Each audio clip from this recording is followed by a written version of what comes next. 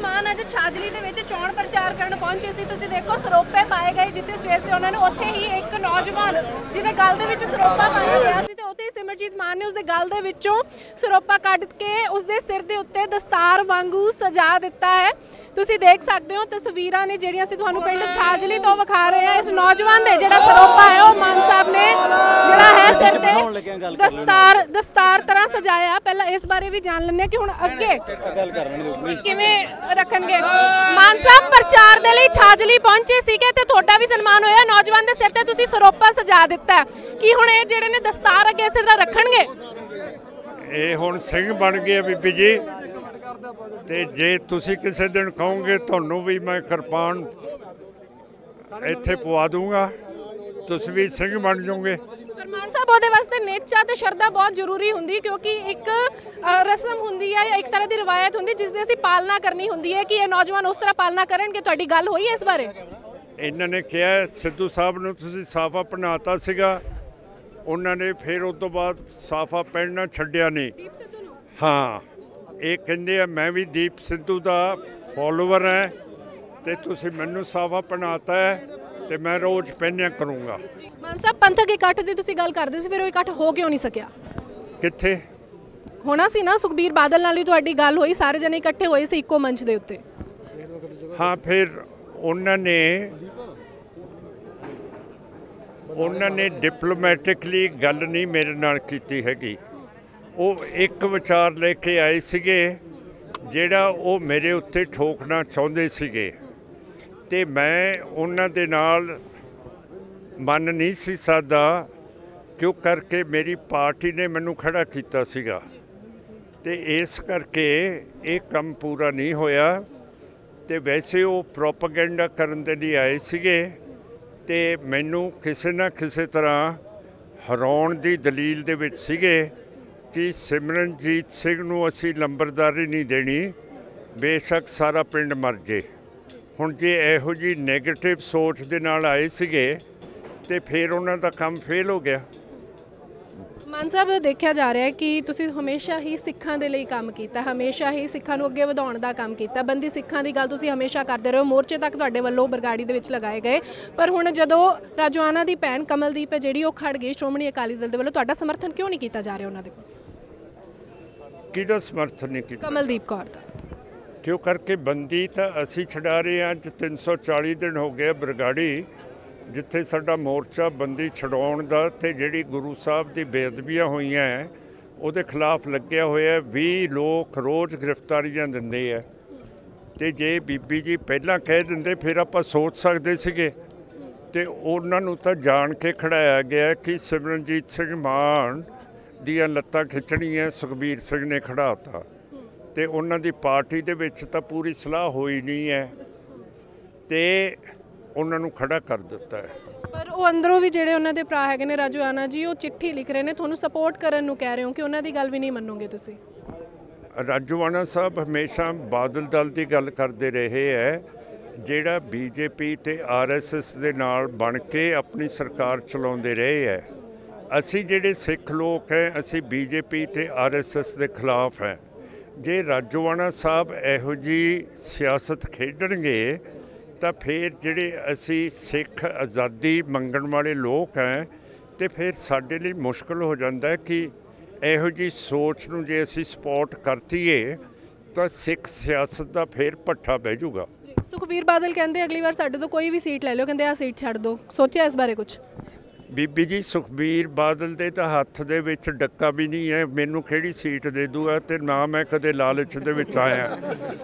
ਮਾਨ ਸਾਹਿਬ ਇੱਕ ਗੱਲ ਹੋਰ, ਕੱਲ ਬਾਦਲ ਸਾਹਿਬ ਨੇ ਬਿਆਨ ਦਿੱਤਾ ਕਿ ਸਿਮਰਜੀਤ ਮਾਨ ਨੂੰ ਸਾਡੀ ਸਪੋਰਟ ਕਰਨੀ ਚਾਹੀਦੀ। ਕੀ ਲੱਗਦਾ ਨਹੀਂ ਕਿ ਉਹ ਬਖਲਾਟ ਗਏ ਨੇ, ਆਪਣੀ ਹਾਰ ਉਹ ਪਹਿਲੇ ਦੇਖ ਚੁੱਕੇ ਨੇ? ਨਾ, ਮੇਰਾ ਮਤਲਬ ਹੈ ਮੇਰੇ ਮਗਰ ਕਿਉਂ ਪਏ ਹੋਏ ਹੈ? ਉਹ ਕਾਂਗਰਸ ਕੋਲੇ ਜਾਣ, ਬੀਜੇਪੀ ਕੋਲੇ ਜਾਣ, ਆਮ ਪਾਰਟੀ ਨਾਲ ਜਾਣ। ਬੀਜੇਪੀ ਦੇ ਨਾਲ ਉਹ ਘਿਓ ਖਿਚੜੀ ਸੀਗੇ ਤੇ ਬੀਜੇਪੀ ਨੂੰ ਕਿਉਂ ਨਹੀਂ ਕਹਿੰਦੇ ਤੁਹਾਡੀ ਸਪੋਰਟ ਕਰਨ?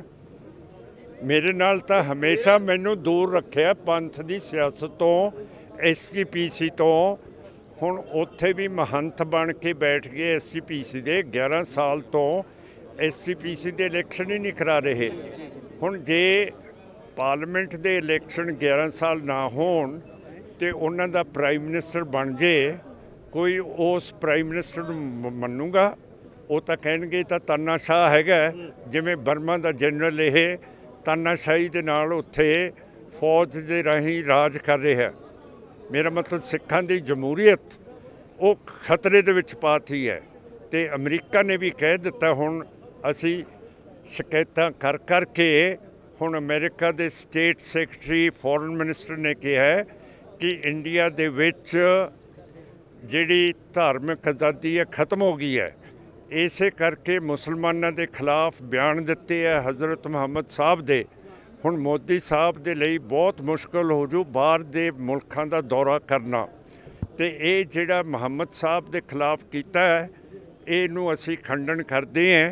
ਇਹ ਸਿਰਫ ਬੀਜੇਪੀ ਦੇ ਬੁਲਾਰਿਆਂ ਨੇ ਨਹੀਂ ਕੀਤਾ, ਇਹ ਪਾਲਿਸੀ ਹੈਗੀ ਹੈ ਬੀਜੇਪੀ ਤੇ ਆਰਐਸਐਸ ਦੀ। ਜਿਵੇਂ ਅਮਿਤ ਸ਼ਾਹ ਜੀ ਨੇ ਕਿਹਾ ਕਿ ਅਸੀਂ ਸਾਰਾ ਇਤਿਹਾਸ ਬਦਲਾ ਦੇਣਾ। ਜਿਹੜਾ ਮੁਗਲ ਰਾਜ ਸੀਗਾ ਉਹ ਇਤਿਹਾਸ ਦੇ ਵਿੱਚ ਬਿਲਕੁਲ ਆਊਗੇ ਨਹੀਂ। ਇਹਦਾ ਮਤਲਬ ਹੈ ਉਹ ਮੁਸਲਮਾਨਾਂ ਦੇ ਖਿਲਾਫ ਹੈਗੇ ਹੈ। ਤੇ ਉਹਨਾਂ ਮੁਸਲਮਾਨਾਂ ਨੇ ਜਿਨ੍ਹਾਂ ਨੇ ਪ੍ਰੋਟੈਸਟ ਕੀਤਾ, ਜਿਹੜਾ ਸਾਡਾ ਕੌਨਸਟੀਟਿਊਸ਼ਨਲ ਹੱਕ ਹੈ, ਉਹਨਾਂ ਦੇ ਘਰ ਬੁਲਡੋਜ਼ਰਾਂ ਨਾਲ ਖਤਮ ਕਰਤੇ ਹੈ।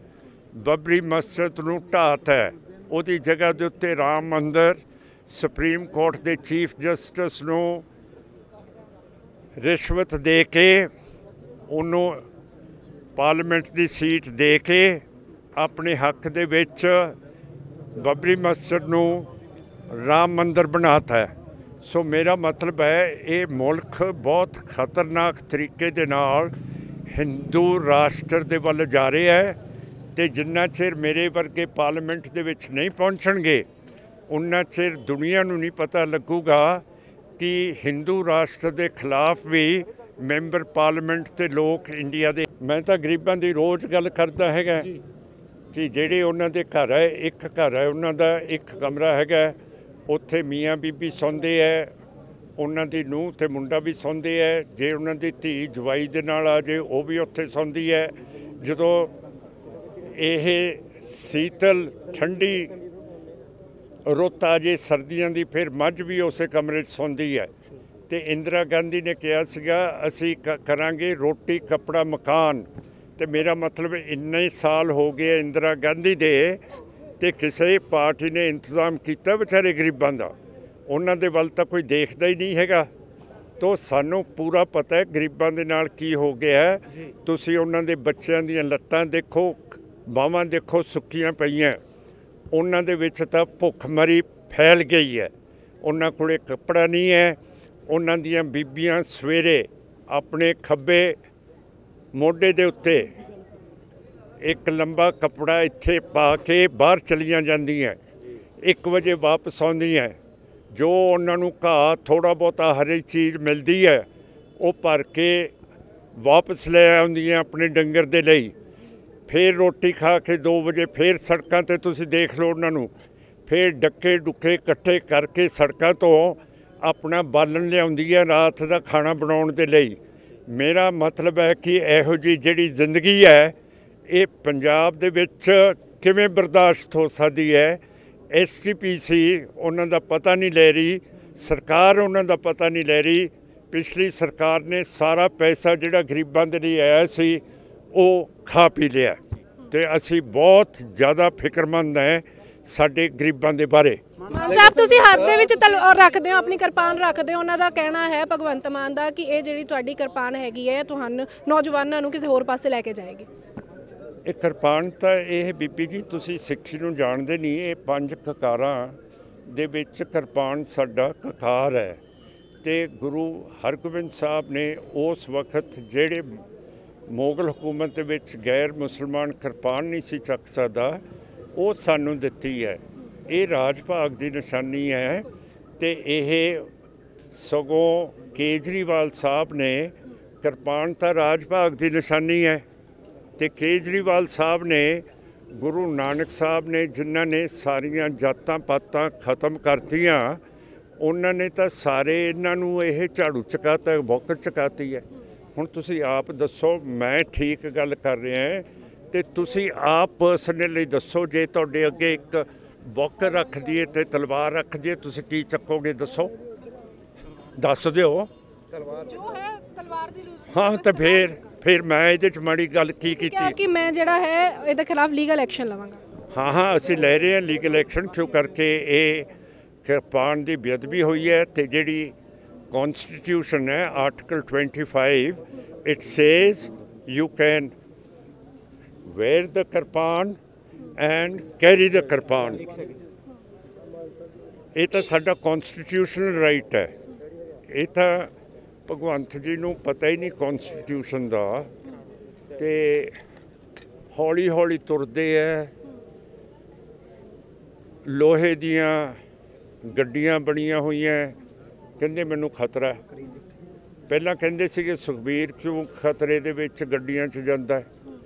ਕਦੇ ਚੀਫ ਮਿਨਿਸਟਰ ਜਿਹਨੇ ਕੰਮ ਕੀਤਾ ਹੋਵੇ, ਜਿਹਨੂੰ ਇੰਨੀਆਂ ਵੋਟਾਂ ਪਈਆਂ ਹੋਣ, ਉਹਨੂੰ ਕੋਈ ਖਤਰਾ ਹੋ ਸਕਦਾ? ਉਹ ਤਾਂ ਕਹਿੰਦੇ ਮੈਨੂੰ ਧਮਕੀਆਂ ਵੀ ਆ ਰਹੀਆਂ। ਹਾਂ, ਫਿਰ ਡਰ ਰਿਹਾ, ਡਰਪੋਕ ਆਦਮੀ ਹੈ। ਡਰਪੋਕ ਆਦਮੀ ਕਹਿ ਸਕਦਾ ਮੈਨੂੰ ਧਮਕੀਆਂ ਆਉਂਦੀਆਂ, ਹੈ ਨਾ? ਤੇ ਫਿਰ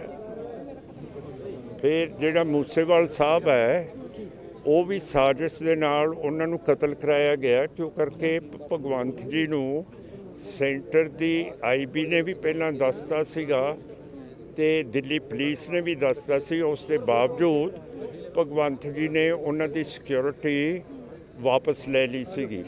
ਉਹਨਾਂ ਦੀ ਸਾਜ਼ਿਸ਼ ਦੇ ਨਾਲ ਇਹਨਾਂ ਦੀ ਮੌਤ ਹੋਈ ਹੈ, ਸਾਡੇ ਮੂਸੇਵਾਲ ਸਾਹਿਬ ਦੀ। ਅਖੀਰੀ ਸਵਾਲ ਲਵਾਂਗੀ ਮਾਨ ਸਾਹਿਬ ਮੈਂ ਤੁਹਾਡੇ ਤੋਂ, ਕਿ ਹਰ ਵਾਰ ਜਿਹੜਾ ਹੈ ਤੁਸੀਂ ਲੋਕਾਂ ਦੇ ਲਈ ਵਿਚਰਦੇ ਹੋ, ਹਰ ਵਾਰ ਬਹੁਤ ਕੋਸ਼ਿਸ਼ ਕਰਦੇ ਹੋ ਕਿ ਜਿਹੜੇ ਸਾਰਾ ਸਿੱਖ ਪੰਥ ਹੈਗਾ ਤੁਹਾਡੇ ਨਾਲ ਰਲੇ ਆ ਕੇ ਤੁਹਾਨੂੰ ਜਿਹੜਾ ਹੈ ਜਿਤਾਵੇ, ਪਰ ਹਰ ਵਾਰ ਤੁਸੀਂ ਨਿਰਾਸ਼ ਹੁੰਦੇ ਹੋ। ਐਤਕੀ ਤੁਹਾਨੂੰ ਕੀ ਉਮੀਦਾਂ ਨੇ ਇੱਥੋਂ ਜਨਤਾ ਤੋਂ? ਮੈਨੂੰ ਹਮੇਸ਼ਾ ਬੀਬੀ ਜੀ ਉਮੀਦ ਹੁੰਦੀ ਹੈ, ਤੇ ਤੁਸੀਂ ਹਮੇਸ਼ਾ ਇਹ ਸਵਾਲ ਪੁੱਛਦੇ ਹੋ। ਸਿੱਖ ਦਾ ਕੰਮ ਹੈ ਆਪਣੀ ਆਜ਼ਾਦੀ ਲੈਣੀ, ਤੇ ਜਿਹੜੇ ਹਾਰਦੇ ਹੈ ਉਹੀ ਜਿੱਤਦੇ ਹੁੰਦੇ ਹੈ। ਗਿਰ ਗਿਰ ਕੇ ਸਵਾਰ ਬਣਤੇ ਹੈ, ਸਮਝ ਗਏ? ਹਾਂ, ਅਸੀਂ ਜੇ ਗਿਰਦੇ ਹਾਂ ਤੇ ਸਵਾਰ ਵੀ ਤਾਂ ਅਸੀਂ ਬਣਾਂਗੇ। ਹਾਂ, ਤੇ ਜਿਹੜੇ ਨੌਜਵਾਨ ਦੇ ਪਰਨਾ ਮੰਨਣਗੇ ਉਹ ਵੀ ਸਾਡੇ ਨਾਲ ਉਹਨਾਂ ਨਾਲ ਗੱਲ ਕਰਦੇ ਆ। ਮਾਨ ਸਾਹਿਬ ਨੇ ਤੁਹਾਡੇ ਜਿਹੜਾ ਸਿਰ ਤੇ ਸਜਾਇਆ, ਕੀ ਸੋਚਦੇ ਹੋ ਅੱਗੇ ਰੱਖੋਗੇ ਇਸ ਦਸਤਾਰ ਨੂੰ? ਮੈਂ ਮਾਨ ਸਾਹਿਬ ਦੀ ਸੋਚ ਹੈ ਕਿ ਹਰੇਕ ਜਿਹੜਾ ਬੱਚਾ ਹੈਗਾ ਪੰਜਾਬ ਦਾ, ਉਹ ਪੱਗ ਬੰਨ੍ਹ ਕੇ ਰੱਖੇ। ਪਰ ਸਾਡੀ ਸੋਚ ਹੈ, ਜਿਹੜੀ ਸਾਡੀ ਪੀੜ੍ਹੀ ਦੀ ਸੋਚ ਆ, ਅਸੀਂ ਸੋਚਦੇ ਹਾਂ ਵੀ ਸਿਰ ਤੇ ਪੱਗ ਬੰਨ੍ਹਣ ਦੇ ਨਾਲ ਨਾਲ ਸਾਡੇ ਜਿਹੜੇ ਵਿਚਾਰ ਨੇ ਉਹ ਵੀ ਉਨੀ ਤਿੱਖੇ ਹੋਣੇ ਚਾਹੀਦੇ ਨੇ। ਕਿਉਂਕਿ ਸਿਰ ਤੇ ਪੱਗ ਬੰਨ੍ਹਣ ਨਾਲ ਸਾਡੇ ਤੇ ਇੱਕ ਟੈਗ ਲੱਗ ਜਾਂਦਾ। ਇਹ ਟੈਗ ਇਕੱਲਾ ਇਹ ਨਹੀਂ ਕਿ ਸਾਡੇ ਸਿਰ ਤੇ ਪੱਗ ਬੰਨ੍ਹੀ ਅਸੀਂ ਸਿੱਖ ਹਾਂ, ਸਾਡੇ ਤੇ ਫਿਰ ਜ਼ਿੰਮੇਵਾਰੀ ਆ ਜਾਂਦੀ ਆ, ਦਸੇ ਗੁਰੂਆਂ ਦੀ ਜ਼ਿੰਮੇਵਾਰੀ ਆ ਜਾਂਦੀ ਆ, ਤੇ ਭਗਤ ਸਿੰਘ ਦੀ ਜ਼ਿੰਮੇਵਾਰੀ ਆਉਂਦੀ ਆ ਸਾਡੀ ਸੋਚ ਨੂੰ ਉਹ ਲੈਵਲ ਤੇ ਰੱਖਣ ਦੀ। ਤੇ ਮਾਨ ਸਾਹਿਬ ਚਾਹੁੰਦੇ ਨੇ ਕਿ ਹਰੇਕ ਬੱਚਾ ਉਹ ਸੋਚ ਨਾਲ ਜੁੜੇ, ਪਰ ਪਹਿਲਾਂ ਪੱਗ ਬੰਨੇ। ਅਸੀਂ ਸੋਚਦੇ ਹਾਂ ਪਹਿਲਾਂ ਸੋਚ ਨਾਲ ਜੁੜੀਏ ਤੇ ਫਿਰ ਪੱਗ ਬੰਨੀਏ। ਹਾਲੇ ਇੱਕ ਵਾਰ ਤੁਸੀਂ ਦਸਤਾਰ ਹੈ ਜਿਹੜੀ ਨਹੀਂ ਰੱਖੋਗੇ, ਅੱਗੇ ਸੋਚ ਕੇ ਰੱਖੋਗੇ। ਮੈਂ ਮਾਨ ਸਾਹਿਬ ਨਾਲ ਵੀ ਇਹੀ ਗੱਲ ਕਰੀ ਆ ਕਿ ਜਿੰਨੀ ਵਾਰ ਵੀ ਤੁਹਾਨੂੰ ਮਿਲੂੰਗਾ ਮੈਂ ਇਹੀ ਪੱਗ ਬੰਨ ਕੇ ਆਊਂਗਾ। ਹਾਂਜੀ। ਤੇ ਅੱਜ ਸਿਮਰਜੀਤ ਮਾਨ ਨੇ ਜਿਹੜੇ ਸੰਗਰੂਰ ਤੋਂ MP ਦੀ ਜਿਹੜੀ ਦਾਅਵੇਦਾਰੀ ਹੈ ਉਸ ਦੇ ਚੱਲਦਿਆਂ ਪ੍ਰਚਾਰ ਕਰਦੇ ਪਏ ਸੀ, ਤੇ ਅੱਜ ਪਹੁੰਚੇ ਸੀਗੇ ਪਿੰਡ ਛਾਜਲੀ, ਜਿੱਥੇ ਉਹਨਾਂ ਨੇ ਇੱਕ ਨੌਜਵਾਨ ਦੇ ਸਿਰ ਤੇ ਜਿਹੜਾ ਸਰੋਪਾ ਹੈ ਉਹ ਦਸਤਾਰ ਵਾਂਗ ਸਜਾ ਦਿੱਤਾ, ਜਿੱਥੇ ਮਾਨ ਸਾਹਿਬ ਦਾ ਕਹਿਣਾ ਹੈ ਕਿ ਸਾਰੇ ਜਣੇ ਜਿੰਨੇ ਵੀ ਸਰਦਾਰ ਜਿਹੜੇ ਹੈਗੇ ਨੇ ਸਿੱਖ ਪੰਥ ਨਾਲ ਰਿਲੇਟਡ ਹੈਗੇ ਨੇ ਉਹ ਜ਼ਰੂਰ ਇਸ ਨੂੰ ਅਪਣਾਉਣ। ਉੱਥੇ ਹੀ ਉਹਨਾਂ ਨੇ ਕਾਫੀ ਸਿਆਸੀ ਜਿਹੜੀ ਟਿੱਪਣੀਆਂ ਨੇ ਉਹ ਵੀ ਕੀਤੀਆਂ। ਉੱਥੇ ਹੀ ਇਸ ਨੌਜਵਾਨ ਦਾ ਇਹ ਕਹਿਣਾ ਹੈ ਕਿ ਪਹਿਲਾਂ ਮੈਂ ਉਸ ਸੋਚ ਨਾਲ ਜੁੜਨਾ ਚਾਹੁੰਦਾ ਤੇ ਉਸ ਤੋਂ ਬਾਅਦ ਮਾਨ ਸਾਹਿਬ ਨੂੰ ਜ਼ਰੂਰ ਮਿਲੂੰਗਾ, ਉਦੋਂ ਜ਼ਰੂਰ ਦਸਤਾਰ ਹੈ ਜਿਹੜੀ ਉਹ ਆਪਣੇ ਸਿਰ ਤੇ ਸਜਾ ਕੇ ਮਿਲੂੰਗਾ। ਵੀਡੀਓ ਜਰਨਲਿਸਟ ਅਨਿਲ ਦੇ ਨਾਲ ਦੈਨਿਕ ਸਵੇਰਾ TV ਦੇ ਲਈ ਸੰਗਰੂਰ ਤੋਂ ਹਰਸਿਮਰਤ। ਬਾਬਾ ਯਾਮੀਨ ਬੰਗਾਲੀ ਗੋਲਡ ਮੈਡਲਿਸਟ ਤੁਹਾਡੇ ਸ਼ਹਿਰ 'ਚ ਪਹਿਲੀ ਵਾਰ ਅਦਭੁਤ ਸ਼ਕਤੀ ਚਮਤਕਾਰ ਵੇਖੋ। ਦੇਸ਼ ਵਿਦੇਸ਼ ਬੈਠੇ ਸਾਨੂੰ WhatsApp ਤੇ ਵੀ ਕਾਲ ਕਰ ਸਕਦੇ ਨੇ। ਘਰ ਬੈਠੇ 11 ਮਿੰਟਾਂ 'ਚ 101% ਦੀ ਗਾਰੰਟੀ ਨਾਲ ਸਮਾਧਾਨ। ਵਸ਼ੀਕਰਨ ਅਤੇ ਮੁਠਕਰਨੀ ਦੇ ਮਾਹਿਰ ਸਭ ਤੋਂ ਪਹਿਲਾਂ ਕੰਮ ਕਰਨ ਦਾ ਵਾਅਦਾ। ਨੌਕਰੀ, ਪ੍ਰਮੋਸ਼ਨ, ਕਾਰੋਬਾਰ 'ਚ ਪਰੇਸ਼ਾਨੀ, ਘਰ 'ਚ ਝਗੜਾ, ਬਰਕਤ, ਔਲਾਦ ਕਹਿਣੇ ਤੋਂ ਬਾਹਰ ਹੋਣਾ, ਕੋਰਟ ਕੇਸ, ਤਲਾਕ, ਪ੍ਰਾਪਰਟੀ ਡਿਸਪਿਊਟ, ਗੁਪਤ ਰੋਗ, ਪੁਰਾਣਾ ਦਰਦ, ਪਤੀ ਪਤਨੀ ਚੰਬਨ, ਜਾਦੂ ਟੋਣਾ, ਮਨਮੋੜੀ ਵਸ਼ੀਕਰਨ ਕਰਵਾਉਣਾ ਜਾਂ ਤੁੜਵਾਉਣਾ, ਸੌਤਨ ਦੁਸ਼ਮਣ ਤੋਂ ਛੁਟਕਾਰਾ, ਸਦਾ ਲਈ ਰੁੱਸੇ ਨੂੰ ਮਨਾਉਣਾ, ਪਿਆਰ ਮੁਹੱਬਤ। ਬਾਬਾ ਯਾਮੀਨ ਬੰਗਾਲੀ 96 435 032 21।